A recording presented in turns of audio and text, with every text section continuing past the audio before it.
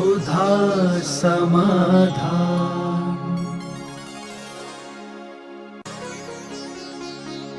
नमोस्तु गुरुदेव। यदि भाव शुद्ध है तो मुक्ति मिल जाएगी। क्या द्रव्य शुद्धि होना आवश्यक है? द्रव्य शुद्धि के बिना भाव शुद्धि होती ही नहीं है। भाव शुद्धि के बिना द्रव्य शुद्धि हो सकती है, द्रव्य शुद्धि के बिना भाव शुद्धि होती ही नहीं है। अब जिसे आप अशुद्धि कह रहे हो वो अशुद्धि नहीं है। द्रव्य शुद्धि का अर्थ है कि किसी ने हमारे ऊपर गंदगी डाल दी तो मुनिराज का शरीर अशुद्ध हो गया, नहीं, ध्यान में बैठे। द्रव्य शुद्धि का अर्थ होता है कि हमारे मन वचन काया तीनों की अशुद्ध प्रवृत्ति करना। असुहादो गुणवृत्ति शुहे पवित्ति जान चारित्रम।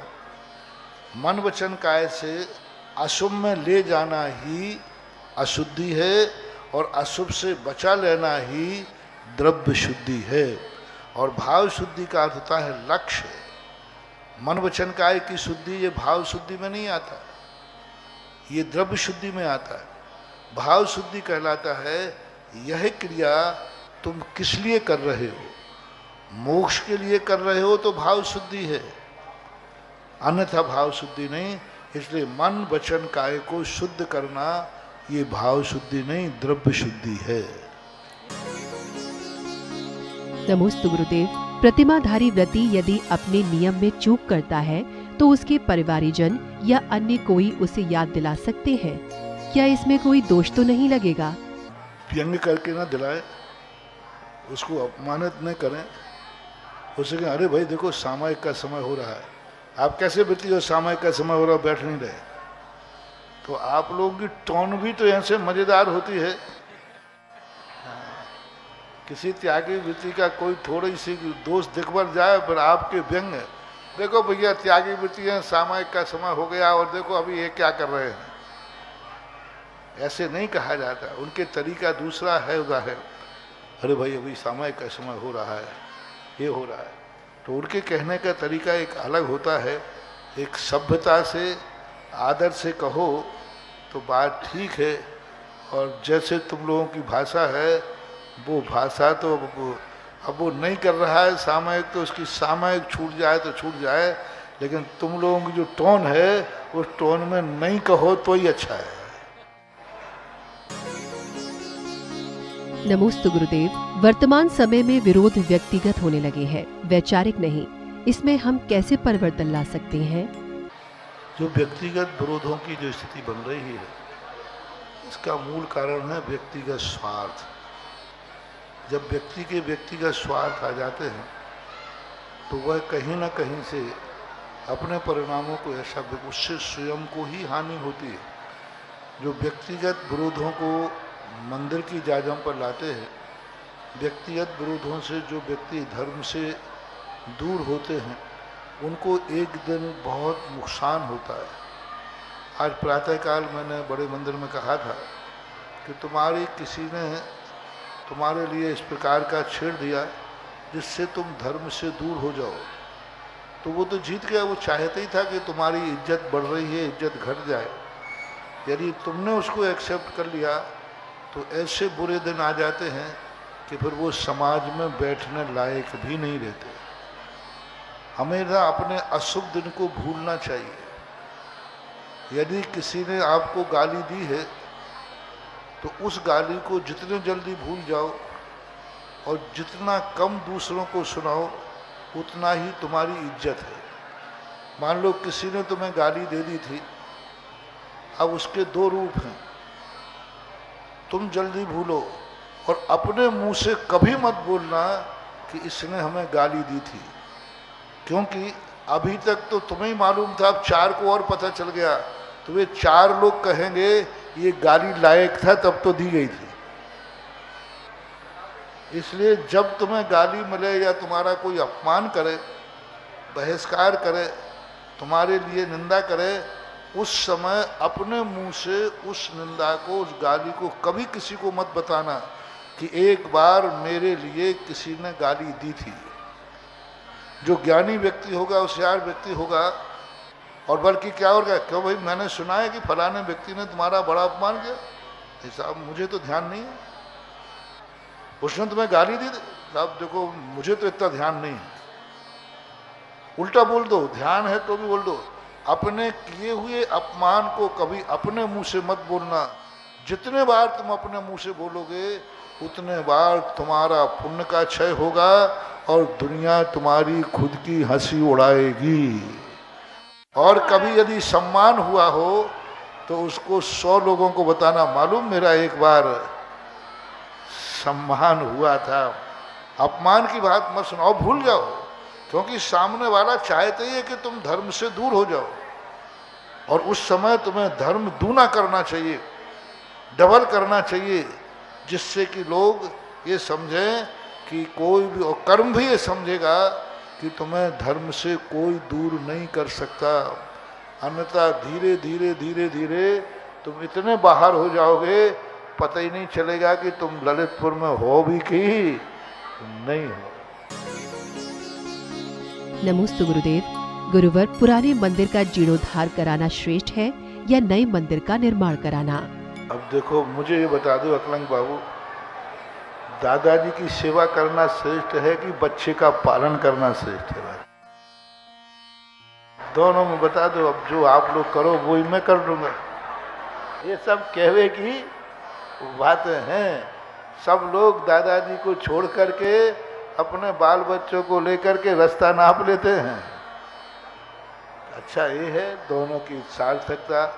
वस्तुतः कौन कम कौन ज़्यादा है ये निर्णय करने की अपेक्षा कहाँ किस चीज़ की जरूरत है वो महत्वपूर्ण है। कहीं पुराना मंदिर का जीर्णोद्धार करना भी महत्वपूर्ण है और कहीं नए मंदिर का निर्माण करना भी उपयुक्तता देखी जाती है, उपयुक्तता देख लेते। नमोस्तु गुरुदेव। ऊपरी बाधा होने पर किसी दूसरे समाज के पंडित के यहाँ जा सकते हैं? पहली बात है, ऊपरी बाधा हो तो जब बात करूं, है ही नहीं ऊपरी बाधा, कोई को नहीं ऊपरी बाधा। ऊपरी बाधा जिनको हो मैं झाड़ता हूं, दूसरी का क्यों झाड़े हो? मैं तो कहता हूं तुम्हारा बाप और भूतों का बाप, उसकी जांच मशीन है मेरे पास। मैंने अच्छे अच्छे भूतों गांव के भूत उतार दिए। कुछ नहीं, मैं कह रहा हूँ अच्छे से कुछ जिनको भूत लगे हो, ऊपरी बाधा हो, मेरे पास एक जांच मशीन है, लेटेस्ट है, बहुत लेटेस्ट नया निर्माण है हमारे। और कुछ नहीं है, एक छोटा सा कमरा होता है, उसको मैं अंदर कर देता हूँ और बाहर से ताला लगा देता हूँ। जिस दिन वो बिना ताला खोले बाहर आ जाए तो ऊपरी बाधा है, नहीं तो फिर वो वहीं से ऊपर जाए। नमोस्तु गुरुदेव। चालीसा के अंत में जो लाइन लिखी है उसका क्या मतलब है? कुबेर जो है सम्यक दृष्टि जीव है, एक भवतारी होता है। कुबेर सौधर्मंद लोकांतिक आदि देवों का यदि भाव किया है तो कोई बड़ी बात नहीं है, क्योंकि पूज्यवर कुंद स्वामी महाराज ने भी मुनि महाराजों के लिए कहा कि आज भी रत्नत्रय से शुद्ध मुनि देवत्तम इंद्रत्तम लोहत्तम देव इंद्र लोकांतिक देव आदि पद प्राप्त करते हैं। इसी प्रकार चालीसा में यदि कुबेर सौधर्म लोकांतिक आदि की भावना भाई है तो कोई इस कलयुग के लिए ये अच्छे पद माने जाते हैं। नमोस्तु गुरुदेव। हम दशलक्षण पर्व क्यों मनाते हैं, इसके बारे में हम समझना चाहते हैं। दशलक्षण पर्व अपने आप में 10 धर्मों का प्रतीक है। इसके संबंध में दशलक्षण की एक व्रत कथा है। उस कथा के अंदर किसी ने व्रत रूप में इसको किया और उसका फल उसे शीघ्र मुक्ति की प्राप्ति हुई। उस कारण से दशलक्षण पर्व साल भर में 3 बार आते हैं। दशलक्षण पर्व दूसरा ज्योतिष के अनुसार पूरे साल भर के अंदर 10 दिन सबसे ज़्यादा निकृष्ट ग्रहों का प्रकोप रहता है। और वो निकृष्ट प्रकोप क्या करते हैं, जितना जितना तुम सांसारिक कार्य करोगे वो तुम्हारा उल्टा विनाश करेंगे, नुकसान करेंगे। और उस समय उनके किए हुए कार्य को आपके लिए बहुत हानि होगी, क्योंकि ये पहली बात तो पूरे महीनों में 12 महीनों में सबसे निकृष्ट महीना भाद्र पक्ष का है। कोई भी किसी भी प्रकार का मुहूर्त इस भाद्र पक्ष में नहीं बनता है। उसमें भी ये 10 दिन होते हैं। इस दिन जो ज्योतिष की और भौगोलिक स्थिति रहती है बहुत विपरीत रहती है। इस समय यदि व्यक्ति कोई सांसारिक कार्य या पाप आदि प्रवृत्तियां करता है तो वो डबल नुकसानदायक होती है। इसलिए इस समय जो निकृष्ट मुहूर्त होते हैं उस समय धर्म करने की विशेष कहा जाता है। और उस समय यदि तुम धर्म करोगे तो उल्टा होता है। पर्व के दिनों में धर्म करोगे तो धर्म बहुत तेजी से फलता है, और पर्व के दिनों में कर्म करोगे तो तेजी से डाउनफॉल आता है। यहाँ तक लिखा है कि 6 महीने में जो धार्मिक कार्यों से सिद्धि होती है वही धार्मिक कार्य पर्व के दिनों में 8 दिन किया जाए तो 6 महीने का कार्य 8 दिन में हो जाए। जैसे अष्टमी, चौदशी, अष्टान का पर्व, इनको भी पर्व ही रूप लिया है। तो पर्वों का जो एक विशेष महत्व, पर्व का अर्थ होता है पवित्र। पवित्र कार्य करोगे तो दिन दूने रात चौगुने बढ़ोगे, और पर्व के दिनों में अपवित्र कार्य करोगे तो दिन दूने रात चौगुने गिरोगे। इसलिए चाहे अष्टमी हो, चाहे चौदस हो, चाहे अष्टान का हो, चाहे दशलाग, इन पर्वों में तुम्हें विशेष धर्म करने को कहा जाता है। विशेष धर्म, 7 दिन का किया हुआ धर्म और एक पर्व के दिन का किया धर्म बहुत महत्व। इसलिए 10 दिन ऐसे पर्वों के हैं, इसमें जितना व्यक्ति तुम सांसारिक कार्यों से निवृत्त होगे, जितना, यहाँ तक कि भोजन से भी, यहाँ तक कि कपड़ों से भी, यहाँ तक से मकान में झाड़ू लगाने से भी, यहाँ तक कि कपड़े धोने से भी, यहाँ तक कि बाल बनाने से भी, यहाँ तक कि सब्जी खाने से भी, यहाँ तक कि आपके सोने से भी, जितने तुम्हारे गृहस्थ के कार्य हैं इन पर्व के दिनों में करने पर ये बहुत नुकसानदायक होते हैं। आपको मालूम होगा कि पहले लोग दशलाक्षण पर्व में साबुन नहीं लगाते थे। आज सारे कपड़े धो करके सब के रखे जाएंगे, 10 दिन में एक एक जोड़ी निकालते जाएंगे और एक एक जोड़ी पहनते जाएंगे, साबुन नहीं लगाएंगे। 10 दिन नहाने में साबुन नहीं लगाते, 10 दिन दाढ़ी बाल नहीं बनाएंगे, और दिन 365 दिन 55 दिन बनाएंगे। 10 दिन के लिए हरी नहीं खाएंगे, 10 दिन के लिए भोजन में जितने कम से कम में चले, एक बार में चलेगा तो एक में चलाएगा, वो भी यदि चल गया तो पूरा उपवास करेगा। इन साल भर 355 दिन में भोजन करना और दशलाक्षण पर्व में गृहस्थों के लिए भोजन करना बहुत नुकसानदायक है। इसलिए दशलाक्षण पर्व में सबसे पहले ताकत लगाओ, उपवास करना है। नहीं बनता है तो फलाहार ले लो, नहीं बनता है तो एकासन करो, नहीं बनता है तो कम से कम ज़्यादा नहीं तो बार बार खाने का 10 दिन, यानी ये दशलाक्षण पर्व खाने पर भी तुम्हें नुकसान करेंगे। यदि दशलाक्षण पर्व में जो व्यक्ति स्वच्छंद पूर्वक जब चाहे जब खाता है तो ऐसे कर्म का बंद होगा कि वो खाने लायक ही नहीं रहेगा। साल भर में नहीं, साल भर में तुम खा रहे पी रहे उससे नहीं, पर्व के दिनों में जब चाहे तुम जहाँ चाहे। पर्व के दिनों में यदि तुम होटल में बाजार में खाओगे तो ऐसी बीमारी हो जाएगी कि खाने की स्थिति ही नहीं रहेगी तुम्हें। इसलिए पर्व के दिनों में कहा शुद्ध करो, कम करो, जितना कम कर सको उतना करो। कपड़े पहनना है, पर्व के दिनों में सबसे कम कपड़े पहनो। ज्यादा कपड़े पहनोगे ऐसी दशा बीमारी हो जाएगी, कपड़े पहनने लायक ही नहीं रहोगे, ये दशा हो जाएगी। पर्व के दिनों में तुम अदवा तदवा घास पर दुनिया भर के कार्य करोगे, सौंदर्य प्रसाधन आदि साल भर लगाए। दशलाक्षण पर्व में यदि प्रसाधन के साधन लगाए तो ऐसा रूप मिलेगा कि फिर फेयर एंड लवली भी काम नहीं करेगी।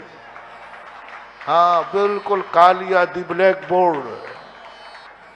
अब लगाओ, क्या लगाओगे? क्योंकि तुमने पर्व के दिनों में श्रृंगार किया था, पर्व के दिनों में तुमने अपने जो ब्यूटी पार्लर गए, पर्व के दिनों में आपने प्रसाधन के साधन लगाए, पर्व के दिनों में जितनी सादगी, जितनी, मैं कुछ भी नहीं कह रहा हूं, जितना करोगे उतना दिन दूना रात चौगुना पड़ोगे।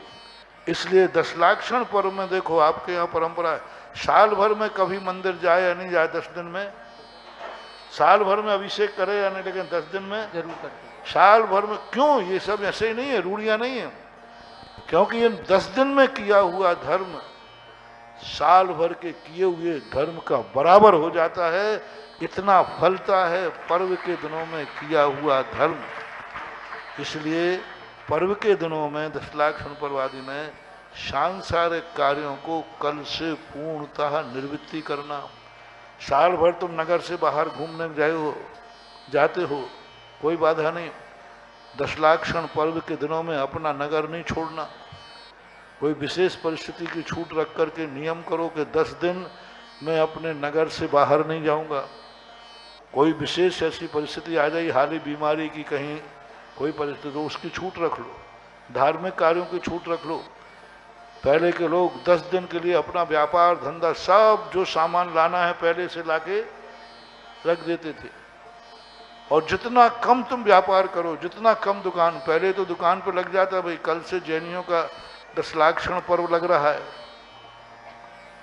तो सारे जितने ग्राहक रहते थे वे सब आज माल लेके चले। कम से कम व्यापार करना ही नहीं। यदि तुम्हारी इच्छा अच्छी हो, 10 दिन व्यापार करने में तुम्हें कोई नुकसान नहीं हो, तो महानुभाव जब प्रश्न किया है तो अच्छी तरह मान जाओ, 10 दिन व्यापार करना ही नहीं।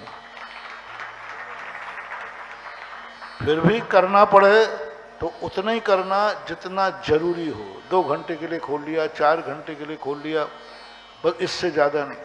बाहर जाने का बिल्कुल 10 दिन के लिए त्याग कर दो। मैं अपने नगर से बाहर जाऊंगा नहीं, क्षेत्र न्यास कर दो। मैं वाहन में 10 दिन बैठूंगा ही नहीं, गाड़ी घोड़े को सबको लॉक कर दो।